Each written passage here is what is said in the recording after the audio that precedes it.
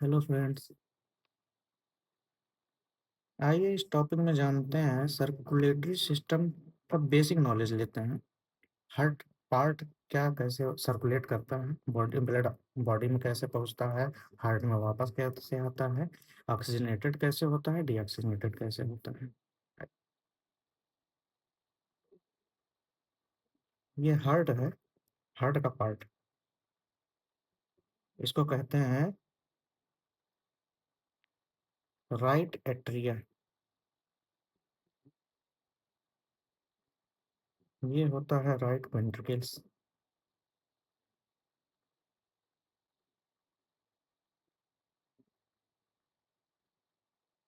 इसको कहते हैं लेफ्ट एट्रिया। इसको कहते हैं लेफ्ट वेंट्रिकल्स। ठीक।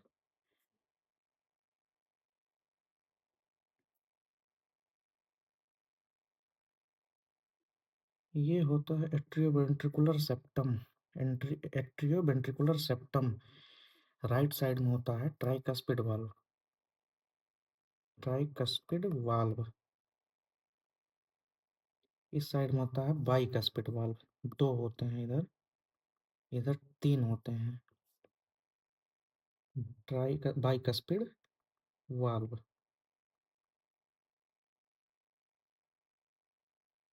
ओके।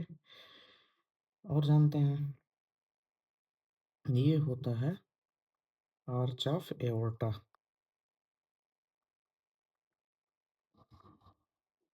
इसको कहते हैं, ये होता है पल्मोनरी आर्टरी।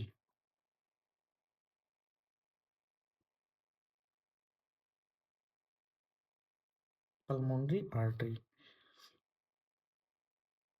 ये होता है, इसको कहते हैं आईवीसी, इंफीरियर वेना कैवा। इसको कहते हैं सुपीरियर वेना कैवा। ओके। ये होता है पल्मोनरी वेन्स।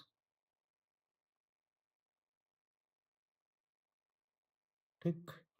अब ब्लड आता कहाँ से है और जाता कहाँ है, इसको जान लेते हैं। ब्लड बिलो से आएगा, इंफीरियर वेना कैवा से राइट एट्रिया में, और अब ऊपर से आएगा सुपीरियर वेना कैवा से राइट एट्रिया में। ये राइट एट्रिया में ब्लड आने के बाद चला जाता है राइट वेंट्रिकल्स में।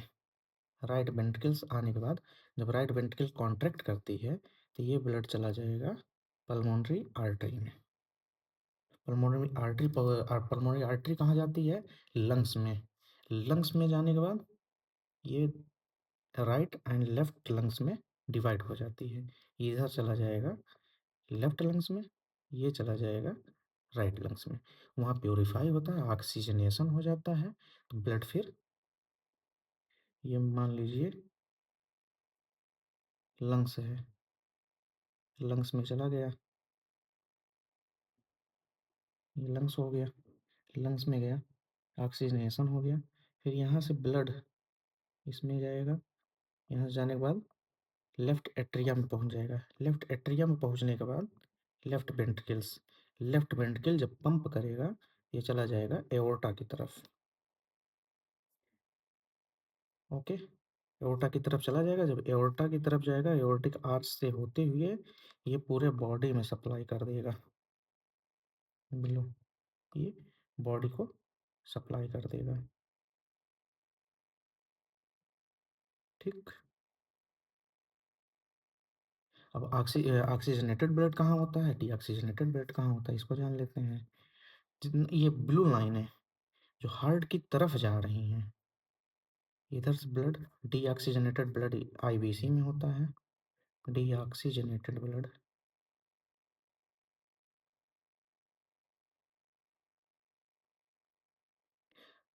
आईवीसी और एसबीसी से भी डीऑक्सीजनेटेड ब्लड आता है।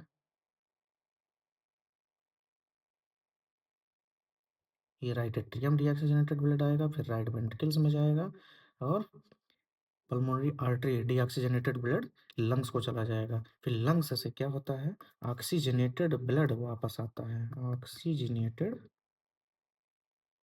ब्लड हार्ट की तरफ आता है, लेफ्ट एट्रिया में आएगा, लेफ्ट एट्रिया से लेफ्ट वेंट्रिकल जब पंप करता है तो ये पूरी बॉडी को सप्लाई कर देती है, पूरी बॉडी को सप्लाई कर देगी क्या, कौन सी ब्लड, ऑक्सीजनेटेड ब्लड, यहाँ पे ये सब ऑक्सीजनेटेड ब्लड होती हैं। आइए एक दूसरे डायग्राम में देख लेते हैं इसको। हम्म, सबसे पहले ये हो गया IVC, inferior vena cava, superior vena cava, फिर ये पल्मोनरी आर्टरी, ये पल्मोनरी आर्टरी है, और इधर आ जाएंगे पल्मोनरी वेन, ये होता है एओर्टा, जो पूरी बॉडी को सप्लाई करती है। अब जानते हैं क्या कहाँ कैसे है। आईवीसी से डीऑक्सीजनेटेड ब्लड, यहाँ से डीऑक्सीजनेटेड ब्लड जाती है हार्ट को, ये राइट एट्रिया हो गया, ये राइट वेंट्रिकल हो गया, ये पल्मोनरी आर्टरी से डीऑक्सीजनेटेड ब्लड पहुंच गई लंग्स में, लंग्स से प्यूरिफाई होके ऑक्सीजनेटेड ब्लड पल्मोनरी वेन के थ्रू वापस आती है लेफ्ट एट्रिया में, लेफ्ट एट्रिया में आने के बाद लेफ्ट वेंट्रिकल्स में, फिर एओर्टा में ये सप्लाई हो जाएगी पूरी बॉडी, पूरी बॉडी। ये टर्मिनल ब्रांच होती है कैपिलरी, यहाँ से डिफ्यूजन होता है किसका, diffusion of nutrient and oxygen, nutrient and oxygen, okay. ये शॉर्ट में सर्कुलेटरी सिस्टम कैसे बॉडी को सप्लाई होती है, कैसे प्यूरिफाई होता है। धन्यवाद।